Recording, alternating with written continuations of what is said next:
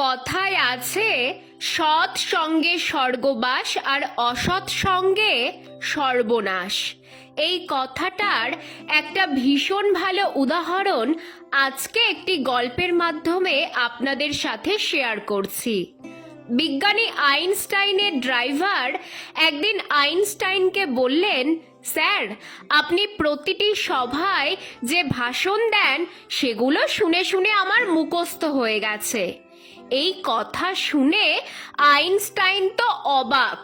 উনি তখন বললেন, বেশ তো, তাহলে এর পরের মিটিংয়ে যেখানে যাব তারা আমাকে চেনেন না, একেবারে নতুন এলাকা, চাইলে তুমি আমার হয়ে ভাষণ দিতে পারো, আর আমি ড্রাইভার হয়ে গাড়িতে বসে থাকবো। সুযোগ পেয়ে পরের সভায় তো ড্রাইভার হুবহু আইনস্টাইনের ভাষণ গড়গড় করে বলে দিলেন।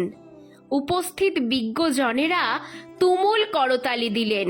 এরপর তারা ড্রাইভারকে আইনস্টাইন ভেবে গাড়িতে পৌঁছে দিতে এলেন। সেই সময় একজন অধ্যাপক ড্রাইভারকে জিজ্ঞেস করলেন, স্যার, ওই আপেক্ষিকের যে সংজ্ঞাটা বললেন, অনুগ্রহ করে আরেকবার সংক্ষেপে বুঝিয়ে দেবেন। এইবার গাড়িতে বসে থাকা আসল আইনস্টাইন দেখলেন ড্রাইভারের তো মহা বিপদ, এবার তো ড্রাইভার ধরা পড়ে যাবে। কিন্তু তিনি ড্রাইভারের উত্তর শুনে তাজ্জব হয়ে গেলেন। ড্রাইভার উত্তর দিল, এই সহজ জিনিসটা আপনার মাথায় ঢোকেনি? আমার ড্রাইভারকে জিজ্ঞেস করুন, সে বুঝিয়ে দেবে। আচ্ছা, গল্পটা থেকে কি বোঝা গেল বলুন তো? বোঝা গেল এটাই যে জ্ঞানী ব্যক্তিদের সাথে চলাফেরা করলে আপনিও জ্ঞানী হবেন। আপনি যেমন মানুষের সাথে ঘুরবেন তেমনই হবেন।